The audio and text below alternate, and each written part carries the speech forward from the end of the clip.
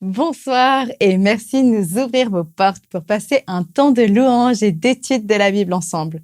On s'installe confortablement. Bon sabbat chez vous, saison 5 qui commence maintenant.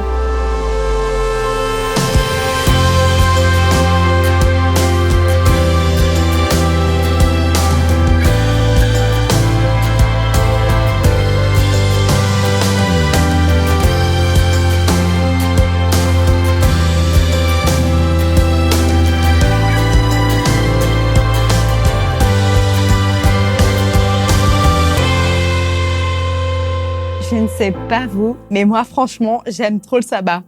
Faire une pause dans la semaine, aller à l'église, entendre parler de Dieu, être entouré d'amis, chanter, j'aime bien ça. Et je dois vous dire que ce soir, je suis doublement contente car c'est le début du sabbat et que le thème de cette 5e saison de Bon Sabbat chez vous m'intéresse beaucoup. On parle de miracles et moi, ça me donne de l'espoir. Ça me rend positive, ça me donne envie de chanter. Vous aussi? Alors allons-y, chantons.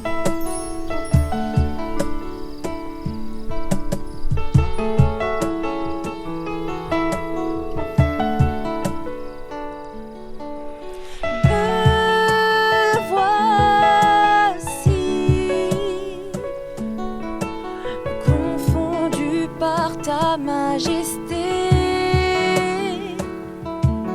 couvert par ta grâce illimitée.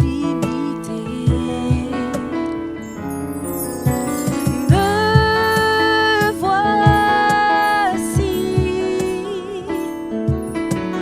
conscient du poids de mes fautes, couvert par le sang de l'agneau.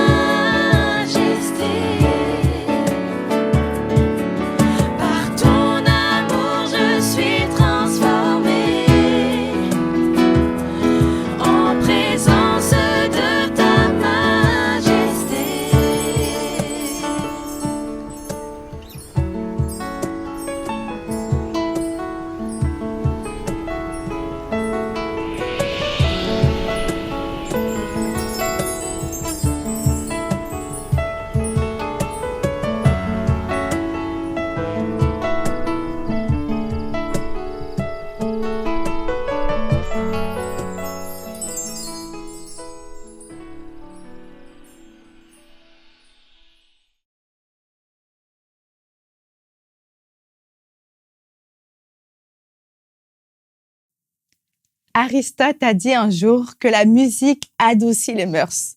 Je ne sais pas, mais en tout cas, le temps de louange que nous venons de passer m'a téléporté quelques instants ailleurs, tout près de Dieu. Que diriez-vous maintenant de redescendre sur terre et vous rendre sur une plage afin d'entendre le son des vagues? C'est là où le récit de ce soir nous conduit maintenant. Mais, mieux que les vagues, vous allez entendre les paroles de Jésus qui ont eu un pouvoir miraculeux sur Pierre et peuvent en avoir sur vous aussi. Écoutons bien. Ah, vous êtes déjà là. Très bien. On vient de commencer maintenant avec un autre miracle que je voudrais partager avec vous. Bon, laissez-moi vous dire un peu ce qui m'est arrivé quand j'étais enfant. Il y a beaucoup de choses que j'aime de mon enfance, mais il y a une en particulier. Regardez avec fascination tout ce que mon père était capable de faire. Ah, il était un créatif, et je me rappelle encore combien de choses il a créées. Il était un dessinateur ou aussi un photographe. Bon, ces photos, moi, je les aimais beaucoup. Souvent, je me retrouvais à rêver de devenir un jour comme mon père, un créatif. Mon père aimait profondément étudier la Bible. Mais plus que ça, il aimait la partager. Souvent, après son travail, le soir ou les sabbats après-midi, il donnait des études bibliques. Et vous savez, souvent, j'allais avec lui. J'aimais voir comment les personnes étaient intéressées, surtout quand mon père leur faisait découvrir certaines vérités bibliques. Et il donnait toujours des réponses. J'étais fier de mon père parce que il avait toujours la réponse. Mon père, je pourrais dire qu'il était un pêcheur d'hommes. Mon père n'était pas un pasteur. Mais je connaissais en lui, disons, une attitude pastorale que j'aimais émuler. Et finalement, j'ai dépassé mon maître parce que je suis un pasteur, tout en gardant le désir d'être un créatif comme mon père. Mon père, il avait une passion, la pêche. Ah oui. Et bien sûr, vous savez, moi aussi. Imaginez qu'il ne se contentait pas de louer un bateau ou de l'acheter. Il était un créatif. Non, et alors, qu'est-ce qu'il a fait? Devinez, il a carrément construit son bateau. Et comme on n'avait pas de place pour le construire, il l'a fait dans la salle à manger de notre appartement. Bon, on avait un appartement. Imaginez, un bateau dans un appartement. Bref, le jour qu'on l'a fait sortir par la fenêtre, on ne pouvait pas autrement, pour l'amener à la mer, a été pour moi et ma famille un jour mémorable. Et un soulagement pour ma maman, bien sûr. On est sorti plusieurs fois avec mon père pour pêcher, surtout la nuit. Mais je ne me rappelle pas d'avoir pris grand-chose. On retournait souvent à la maison, un peu triste, mais jamais découragé. Probablement parce que c'était simplement notre passion. Toute autre chose. Pour un personnage biblique qu'on connaît bien et pour qui la pêche était toute sa vie, jusqu'au jour où arrive l'incroyable. L'aube de ce jour s'est levée sur la mer de Galilée. Et les pêcheurs, après une longue nuit de vains efforts, avaient quitté leur bateau et s'empressaient à laver, à recommander et à raccommoder leur filet sur la plage. Et nous lisons ça dans Luc, chapitre 5, les premiers 11 versets. C'est là, sur le récit qui a été titré « La pêche miraculeuse ». Oui, c'est un miracle. Et lorsqu'il fit jour, Jésus marchait sur les bords du lac. Et Jésus aimait marcher vraiment le jour vraiment très tôt parce qu'il aimait un peu de calme.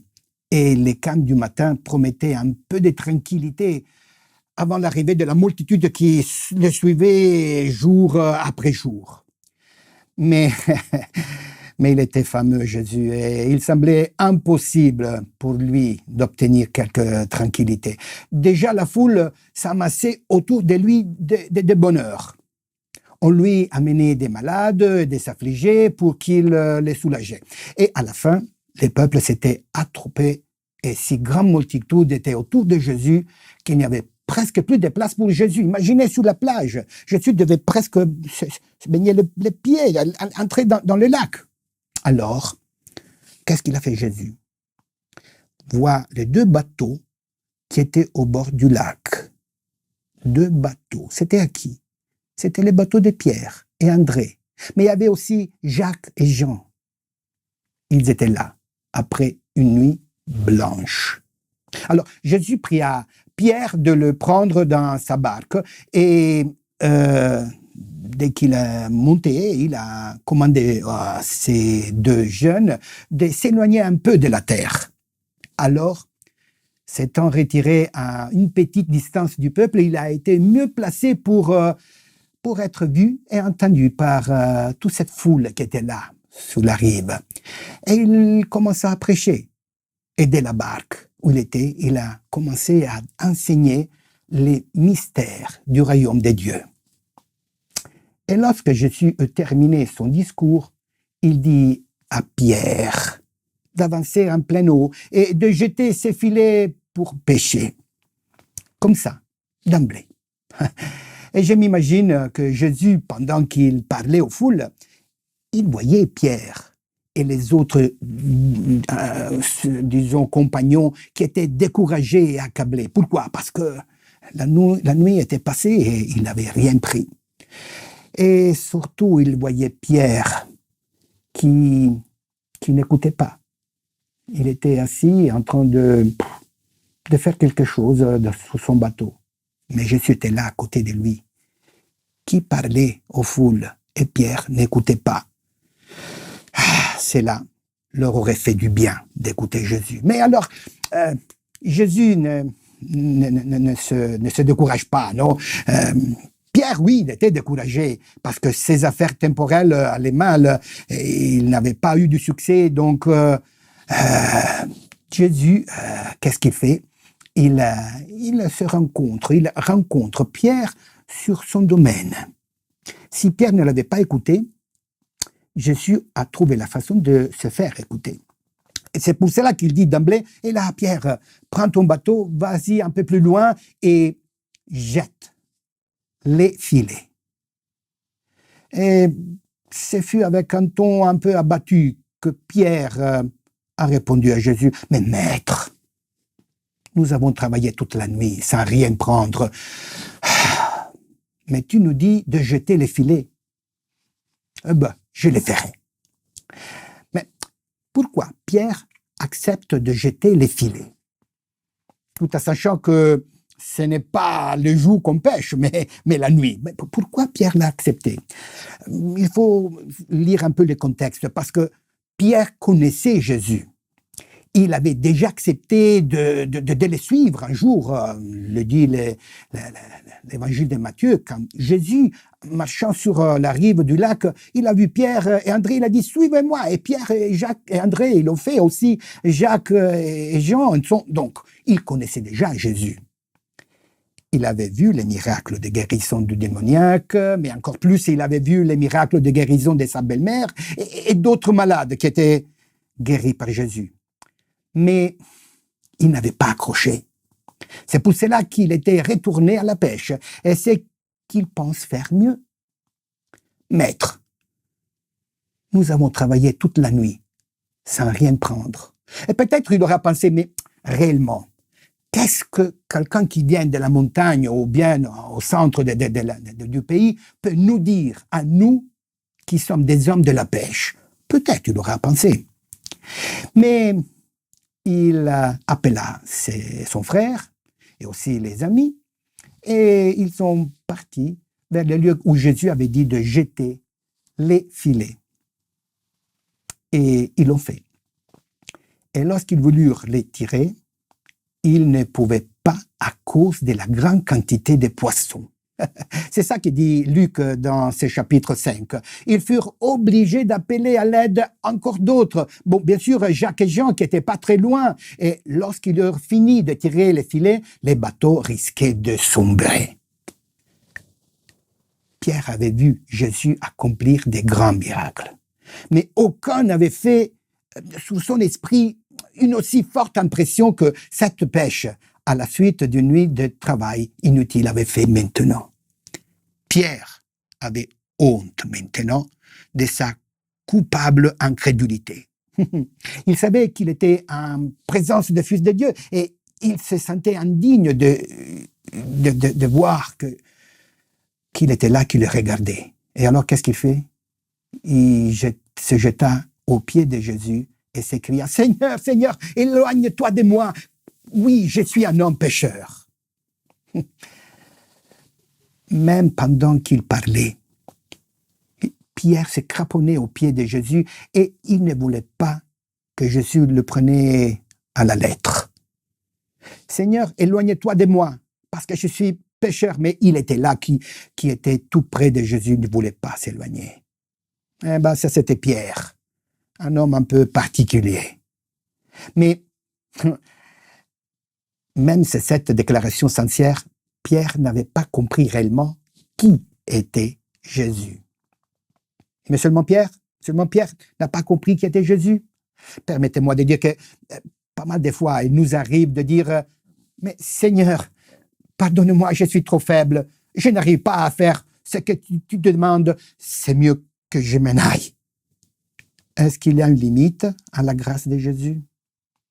Avez-vous lu dans la Bible qu'il y a une frontière au-delà de laquelle Jésus ne peut pas intervenir? Non, moi je ne l'ai pas lu. Et je pense que vous non plus. Jésus comprenait les émotions diverses qui remplissaient le cœur de l'impétueux Pierre. Il lui dit, « N'aie point de peur. Désormais, tu seras pécheur d'hommes vivants. » Quelle phrase! Quelle déclaration!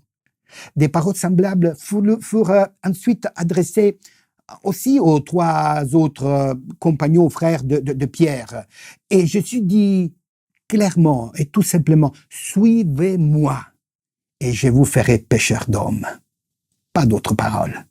Non, on n'avait pas besoin de dire davantage.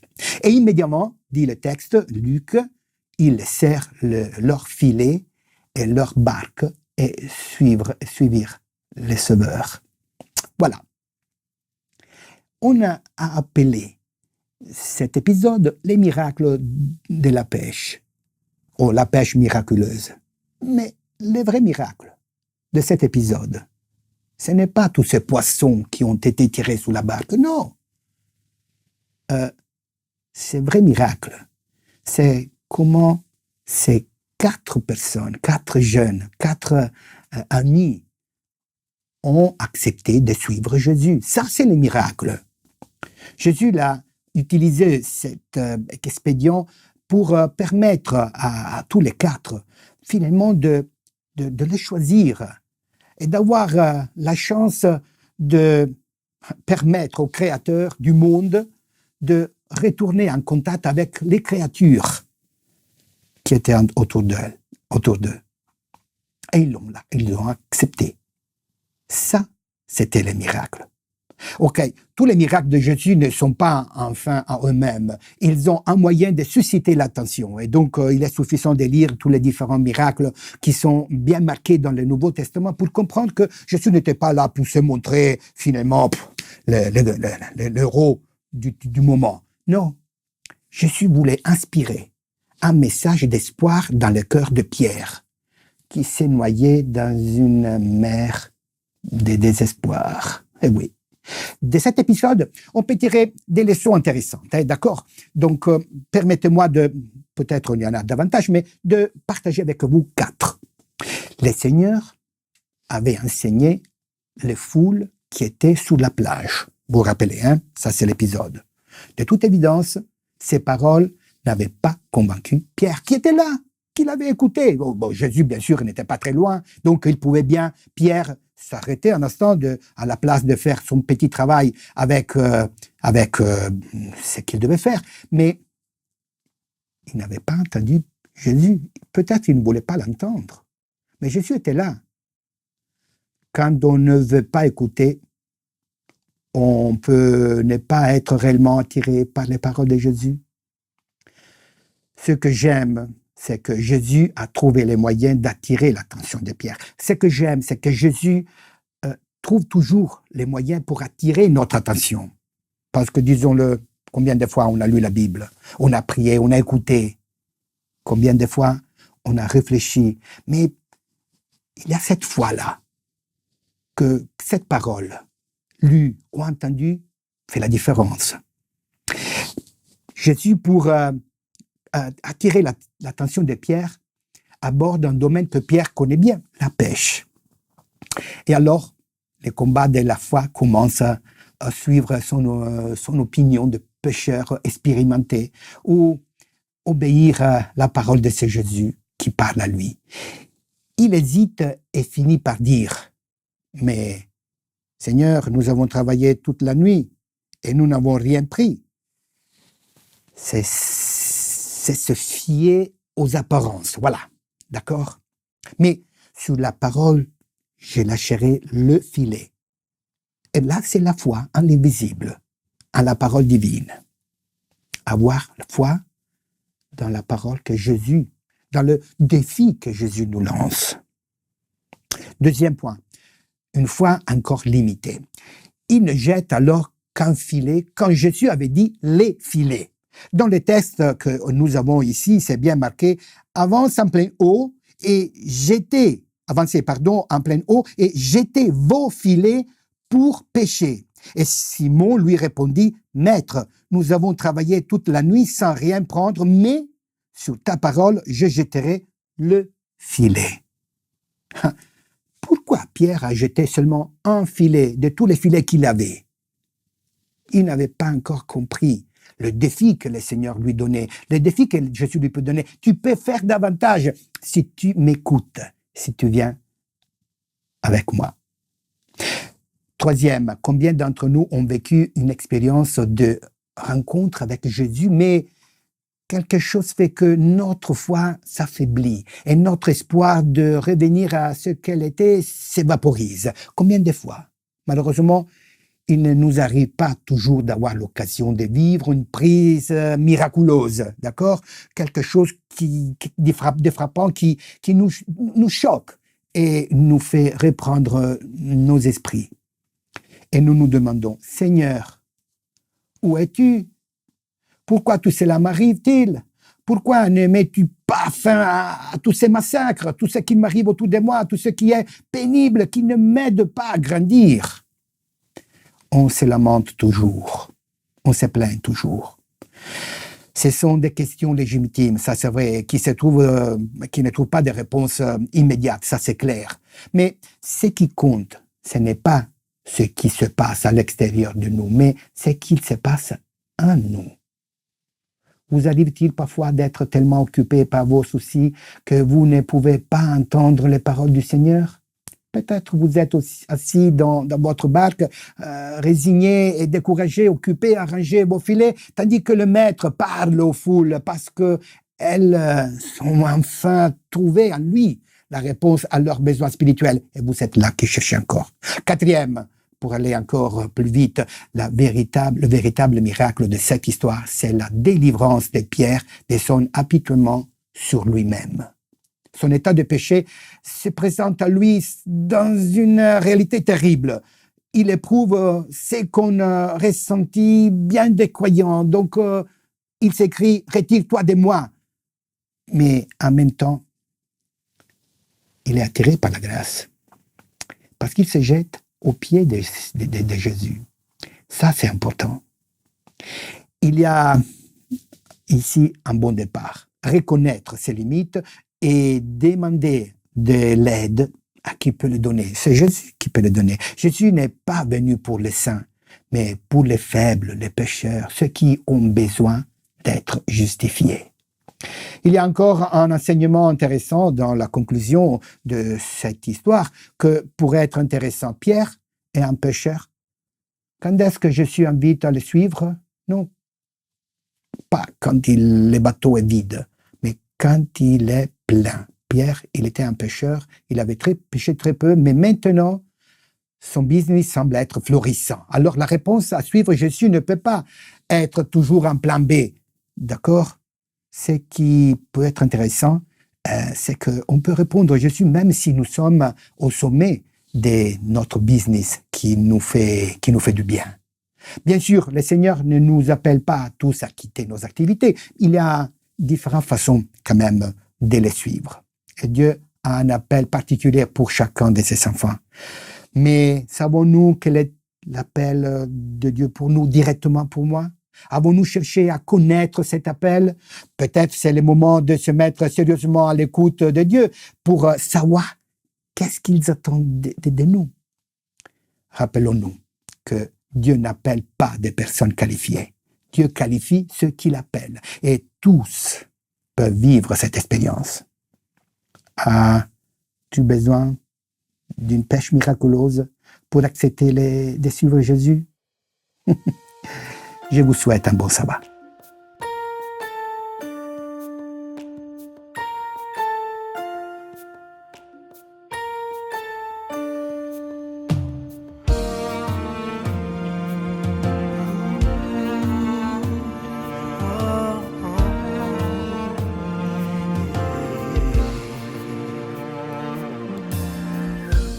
Soigne tous les cœurs brisés et tu fais fuir l'obscurité. Nul ne connaîtra l'abandon. Tu connais chacun par son nom. Tu es Dieu, seul souverain.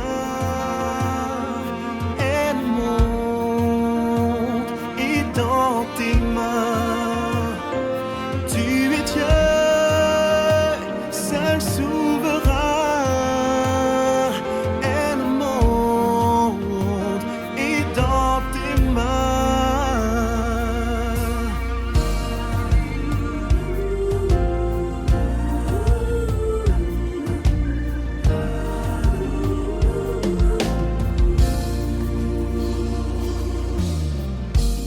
Malheureux, tu entends les cris. Tu ouvres ton cœur même au plus petit. Tu désaltères les assoiffés. Les cœurs troublés trouvent la paix. Tu es Dieu.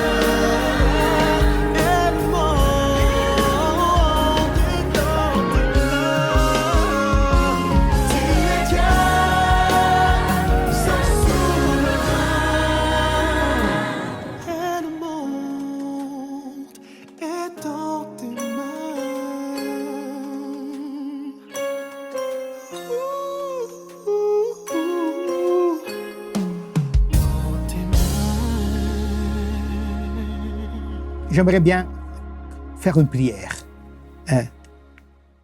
et demander au Seigneur de nous aider à comprendre quel est le bon moment pour nous pour le suivre.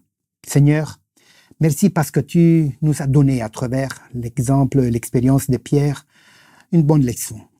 Savoir s'arrêter, savoir t'écouter et savoir faire les bons choix.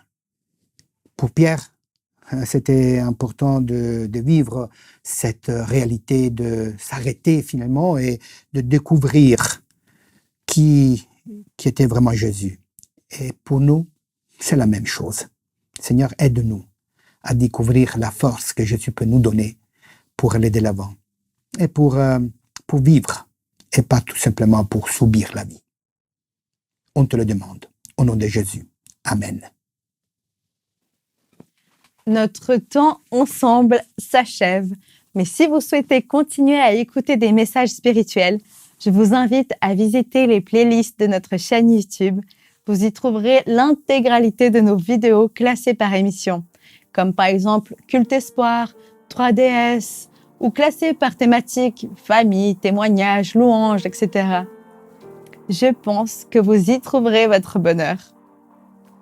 En attendant, la semaine prochaine, pour nous retrouver, je vous souhaite un bon sabbat chez vous.